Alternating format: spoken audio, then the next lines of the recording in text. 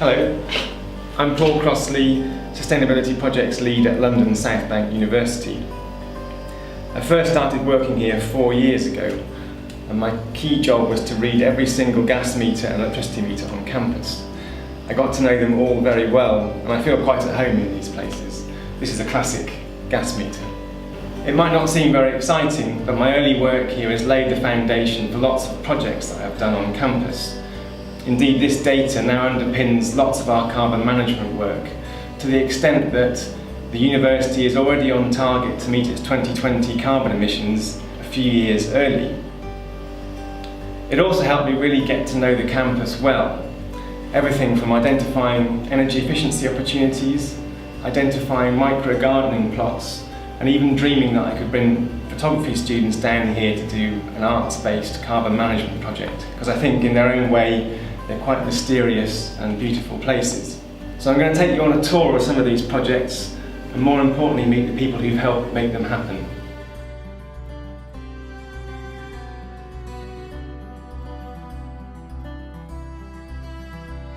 The challenge with carbon reduction and energy efficiency is making it interesting for people.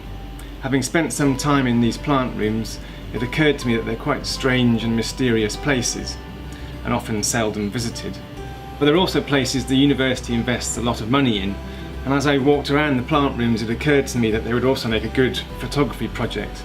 This would provide a new way to engage students and also tell a different story about carbon reduction at the university. The project has gone so well, one of the photography students is considering retraining as an energy manager. So this is the university's first rain garden. It's a really effective use of rainwater being stored and helping to water the plants. It's a really clever design. It harvests rainwater, it helps improve the biodiversity on campus, and most importantly gave our gardening volunteers something to do. It was a very cold, wet February when we built this, and I thought nobody would come, but I've never seen so many people smiling in the rain before, and it was a fantastic achievement. I worked with one of our engineering students to develop a travel survey. Being in central London, we have a really good access to public transport, so most of our students and staff arrive that way. So we try to develop projects here that focus on zero pollution, so walking and cycling. We recently installed this bicycle repair stand for students in need of a quick repair.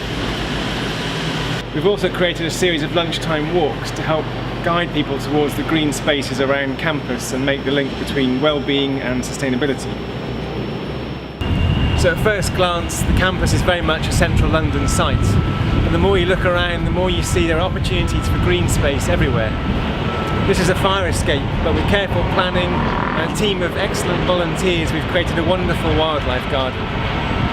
The sustainability team organised a green space competition for students and staff. This was a great way to get ideas for the campus, but also to seek out staff and students who are really green-fingered and want to get involved.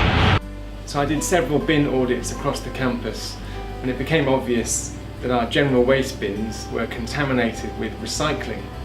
So I worked with the cleaning team, and we realised that by removing the majority of the general waste bins and introducing food waste recycling, we could hugely increase recycling rates on campus. We've now rolled out food waste recycling across our main office building, and we hope to recycle around 2 tonnes of food waste every year. I helped Paul and the sustainability team set up the food waste recycling trial. I'm their eyes on the ground. I see if the food waste recycling is working well. I report any issues to Paul and James to help make sure the recycling bins are being used correctly. It's good to see the food waste recycling on campus, and I'm happy to help them. You sometimes come across a colleague who seems to have a disproportionately advantageous and positive influence on the institution, and Paul Crossley is one of those people. I have to say that during the whole of my time at LSBU, and I've been here about 2.5, 3 years, every time a sustainability initiative has come to my notice, Paul has been involved in it in one way or another. Whether it's to do with cycling schemes, whether it's to do with energy saving, engagement of students, the new student app that's come online, all of these things Paul has had an incredible involvement with. And I would say that everyone identifies with him in 2 particular ways. The first is that he's well, I would simply say a very nice, engaging colleague, and people are keen to help and support everything that he does. But I think the other thing that one can easily see is that he lives out absolutely at work, and I'm convinced in everything he does outside work as well, the principles of sustainability. So I'm absolutely delighted that he has been put forward for this award, and I think he's a very, very worthy nominee. Hi, my name is Lucia Toya. I'm a lecturer at the London Southwark University in the Division of Computer Science. The way I started working with Paul is he wanted to get our students involved in the sustainability project. So he came to give a presentation to our IT students in the first year and introduced a challenge for them to come up with a sustainability project. The result was that a few students came up with a great idea, which then Paul supported as a client.